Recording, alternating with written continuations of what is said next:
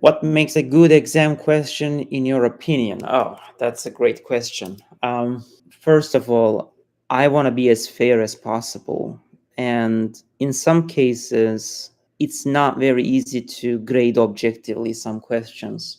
I believe the most objective type of questions in terms of grading are multi-choice problems because there is no way the grader will put some bias on it. So that's one thing. But the multiple choice problems has their own disadvantages because it's sometimes very difficult to understand whether a student understands the material. So I believe the problems should be such that it tests the understanding of the student rather than memorization. And they should be easy to grade, obviously. So they should be fair, easy to grade, and they should test the student's understanding rather than memorization. So generally, when I prepare problems, in the old times, I used to reuse the same problems, but then I realized that's not a good way to do because students might memorize things and then just come to your exam and just knowing the previous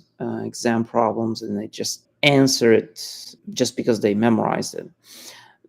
Instead, a long time ago, I started preparing authentic problems, different problems for each exam in a way that it tests understanding. And when I say understanding, it's like, say I'm teaching unit ops where, students are trying to find the number of trays in a distillation column. I mean, all the things I teach in the class, they can just memorize like the procedure without understanding. That's possible. But making things a little bit different helps me identify whether the student is understanding. For example, I put a leak in the distillation column and I say, okay, perform the material balance from scratch.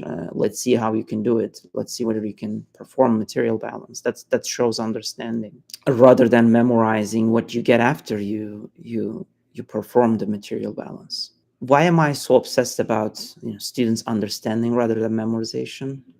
Well, basically, I don't know, but I believe the information that you memorize is very volatile. It's only when you make connections with other things, which is part of understanding, that information stays with you for a very long time.